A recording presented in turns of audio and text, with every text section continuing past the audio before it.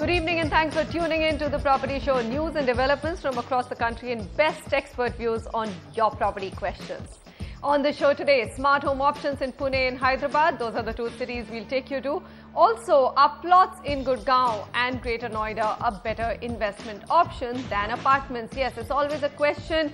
And within growing cities, what should you go for? We'll also scope out Ahmedabad's commercial real estate and tell you who and what's driving that market. In an exclusive interview with NDTV, Knight Frank's APAC leader Nicholas Holt gives us his outlook on Indian realty vis-a-vis the rest of the Asian leaders. So watch out for that as well. But it's an important day on the policy front. So let's kickstart the show with a quick wrap of the week's top real estate and infrastructure news. There's no respite for those on home loans or looking to take one. The Reserve Bank of India has kept interest rates unchanged for the second time in a row since June. The repo rate was maintained at 8% and the cash reserve ratio was also left untouched at 4.75%. The central bank, however, cut the statutory liquidity ratio by 1 percentage point to 23%. RBI Governor D. Subbarao said that lowering rates further would aggravate inflation and not stimulate growth.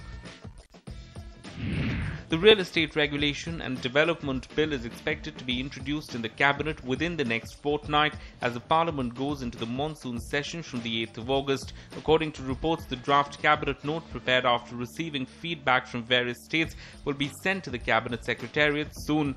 Reports state that the proposed regulatory bill can coexist with various state laws. There's also no plan to include any provision of giving direction to the states under the bill. The revised draft is set to have also lowered the land cap from 4,000 square meters to 1,000 square meters to come under the regulator's governance ambit. Prime Minister Manmohan Singh has cleared a detailed roadmap for 7 major infrastructure projects in a bid to revive the demand for goods and services and boost economic growth. Projects that the PM will now be directly monitoring are the 2 major ports in Andhra Pradesh and West Bengal, the new airports being built at Navi Mumbai, Mopa in Goa and Kannur in Kerala, the elevated rail corridor in Mumbai and the high-speed rail corridor between Mumbai and Ahmedabad. As a part of its plan to build a mini Japan in Gujarat, the state government is going to develop a 600-hectare Japanese township near its proposed Maruti Suzuki plant in Mehsana district. The state government plans to spend about 80 lakh rupees to 1 crore rupees per hectare in building the township by 2015. The project will be developed jointly by the state government and the Japan External Trade Organization. The township would be about 15 to 20 minutes from the Maruti plant and would house the company's vendors and auto ancillaries. Facing stiff opposition from local communities, the Maharashtra government was forced to cancel 4 proposed special economic zones in the state. The scrapped SEZ projects included big names like that of Mahindra and Mahindra, India Bulls and Videocon Realty. The opposition stemmed from the fact that most of the land that was falling under the SEZs were under irrigation. According to Market Buzz, India's largest developer DLF is set to sell its 17.5-acre land in Mumbai's Lower Parel to the Lodha Group and a private equity player for about 2,800 crore rupees. This deal will help DLF cut down its ballooning debt that had touched 22,700 crore rupees in March. The Lodha Group, which is also building the world's tallest residential tower in Mumbai, will pay about 1,000 crore rupees, while the balance will be paid by the PE fund.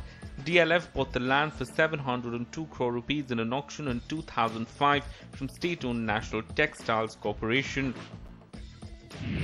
The Haryana government has drafted a new policy for the construction of BPL houses. From now on, 50% of the plots for economically weaker sections of 50 square meter size belonging to private colonizers and licensed areas would be transferred to the Haryana Housing Board at a subsidized rate of 500 rupees per square yard for the scheme. The Haryana Housing Board is going to build over 11,000 homes at a cost of 500 crore rupees across various cities and towns in Haryana.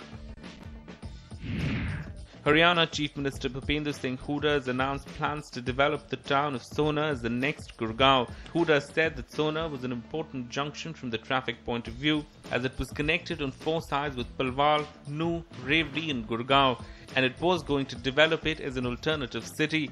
Sona is about 24 kilometers away from Gurgaon, and under its present draft plan, over 6,000 hectares would come under urbanization.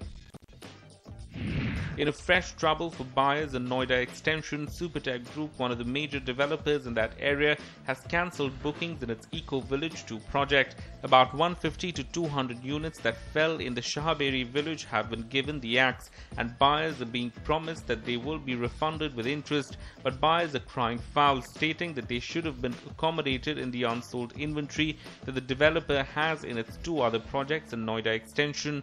The Buyers Association is now planning to move the Supreme Court to seek redressal for their grievances. It's always a catch-22 situation for policymakers when inflation is reigning high. Should they bring down key lending rates, or should they focus more on keeping inflation under control, which hurts the poor the most? But the key rates remained unchanged today, and that's been a bit of a dampener for the real estate sector. Borrowers will have to continue to pay high rates on their home loans, and developers say that brings down affordability. Here are the views of industry leader DLF, represented by Rajiv Talwar, post the credit review. Dampening demand, there is no dampening in demand. In a country where there is a severe shortage of housing, thanks to policy making by the government and the local bodies, and there is no great supply kicking in, how can there be ever a decrease in prices?